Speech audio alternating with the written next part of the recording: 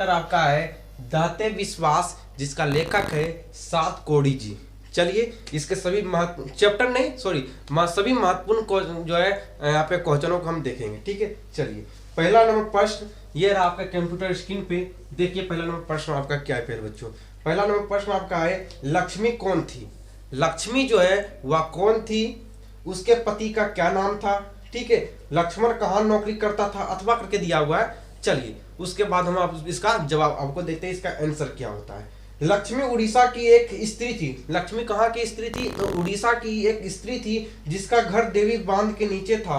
उसके पति का नाम लक्ष्मण था। उसके पति का नाम क्या था, तो उसके पति का नाम लक्ष्मण था। उसके पति का नाम लक्ष्मण था और जो कलकत्ता में काम करता था, जो कलकत्ता में काम करता था। कहने का मतलब यह है कि लक्ष्मी का पति का नाम जो है महेश था।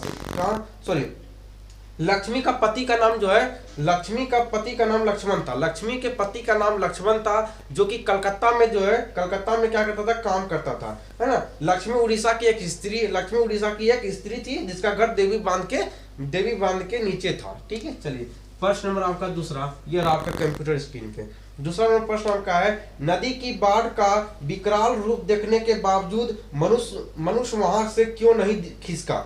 नदी की बाढ़ को विकराल रूप से देखने के बावजूद मनुष्य वहां से क्यों नहीं खिसका। तो इसका आंसर होगा प्यारे बच्चों, नदी की बांध का विकराल रूप देखने के बाद भी मनुष्य वहां से नहीं खिसका। उसने नदी के किनारे ही घर बनाया। नगर और जनपद भी नदी के किनारे ही बने और इस तरह की नदी के किनारे ही सभ्यता का विकास हुआ। मनुष्य नदी से जुड़ा है क्योंकि वह उसके सुख दुख के गीत गाती अनवरत बहती रहती है। मनुष्य उसका पानी पीकर उसके पानी से खेत खींच कर अनाज उत्पन्न कर रहा है। नदी ने उसके खेतों को अपनी मिट्टी देकर उर्वरक बनाया है। नदी ही उसे देती है खाने को। मछली बाढ़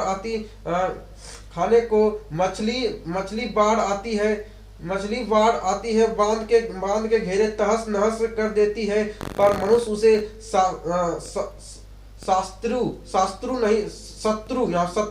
शत्रु नहीं कहता और ना ही उसका किनारा छोड़कर भागता है। नदी देती है जिंदगी, नदी देती है गति, नदी देती है गीत नदी देती है आशा और उमंग। ऐसी नदी को छोड़कर मनुष्य कहाँ बसेगा। देखिए प्यारे बच्चों कितना लिख दिया है यार, आप तो समझ नहीं पाओगे क्या इसमें करना है। देखिए नदी जब बाढ़ आया था, देखिए आप लिखा हुआ है नदी की बाढ़ का विकराल रूप देखने के बावजूद भी लोग वहां से क्यों नहीं भागा था। इसका कारण यह है प्यारे बच्चों, क्योंकि हर लोग क्या था कि नदी से अपना संबंध बना लिया था। नदी के बिना हर काम उसका होता था। अगर नदी से दूर चला जाता तो वह प्यारे बच्चों वो बसता कहाँ। नदी के पास ही वो अपना घर बना लिया था। नदी के पास उसका खेत वगैरह था, सिंचाई करता था, फसल उगाता था, वहां से फसल को उगाता था, फसल खाता था, है ना। तो नदी से उसका जीवन जुड़ा हुआ था प्यारे बच्चों, सारा चीज नदी के किनारे ही बना हुआ था। तो वो नदी के पास से भागकर वो क्या करता प्यारे बच्चों, कहाँ वो जाता, है ना। यही कारण था कि बाढ़ आने के बावजूद भी वहां से वो लोग नहीं भागा। चलिए प्रश्न नंबर आपका तीसरा ये रहा आपके कंप्यूटर स्क्रीन पे। लक्ष्मी ने अपने पुत्र को किस कार्य के लिए भेज दिया था। लक्ष्मी ने अपने पुत्र को किस काम के लिए भेज दिया था। यदि आप कहानी पढ़े होंगे तो आपको समझ में आ गया होगा, बहुत ही बेहतरीन चैप्टर आपका है। तो लक्ष्मी ने अपने बड़े लड़के को बांध की निगरानी के लिए भेज दिया था। वह अपने साथियों के साथ रात भर बांध की निगरानी करेगा। कमजोर स्थानों पर रेत की बोरियां डालेगा, पत्थर ढोएगा और बांध की रक्षा करेगा, है ना।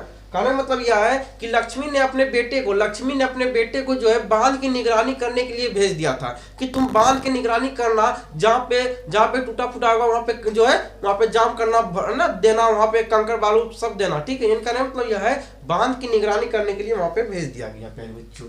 चलिए प्रश्न नंबर आपका चौथा यार आपका कंप्यूटर स्क्रीन पर क्या है। महानंदा का पानी कहाँ ठहर जाता है।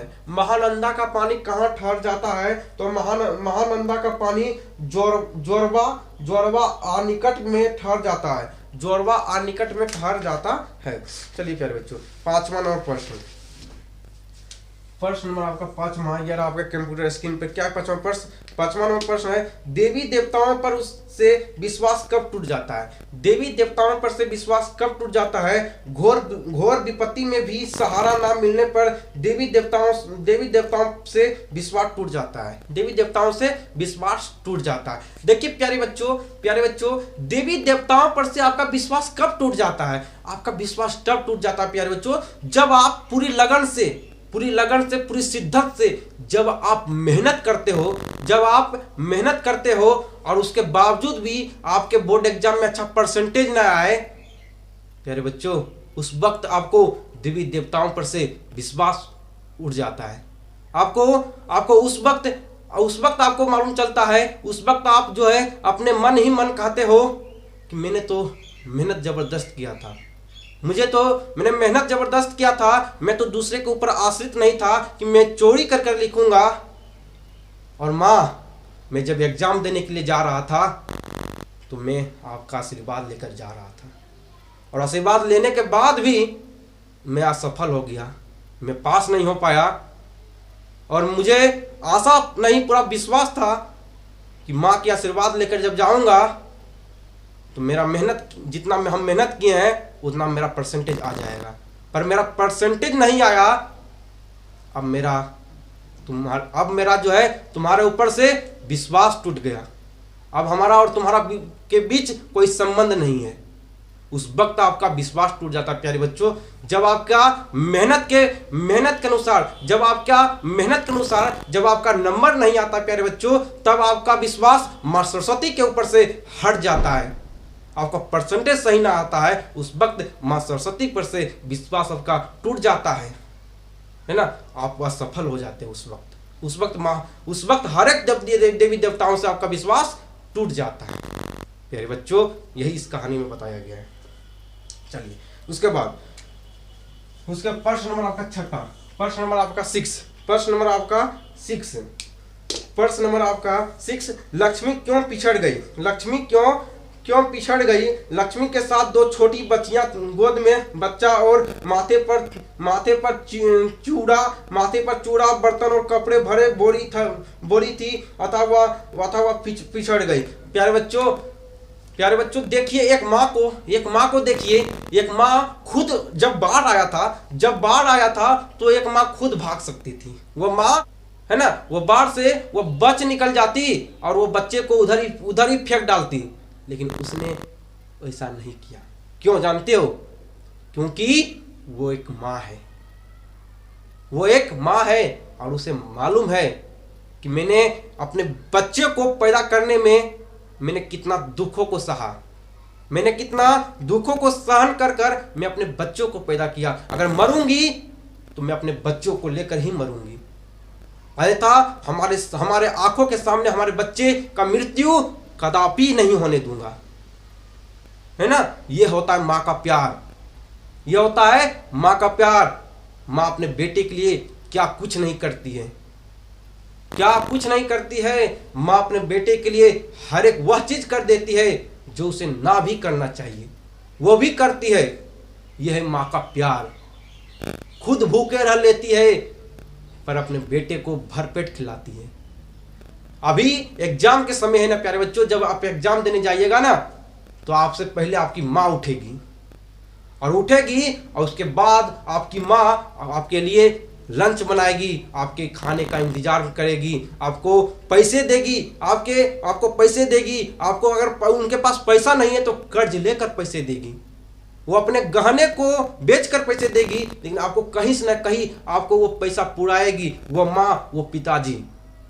ये होता है माँ और बाप का प्यार बेटे के प्रति। और बाद में वही बेटा माँ बाप को बोझ लगने लगता है, माँ बाप उसके लिए बोझ हो जाता है। बीते हुए बातों को याद करना प्यारे बच्चों, कि वही माँ ने हमारे लिए क्या कुछ नहीं किया था, आज वही माँ बाप हमारे लिए बोझ हो गया। ये कहाँ का नियम है ना।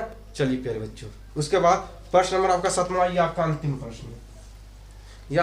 प्रश्न है। कि विपत्ति अकेले ना आकर संगी साथियों के साथ आती है, कहानी के आधार पर स्पष्ट करें।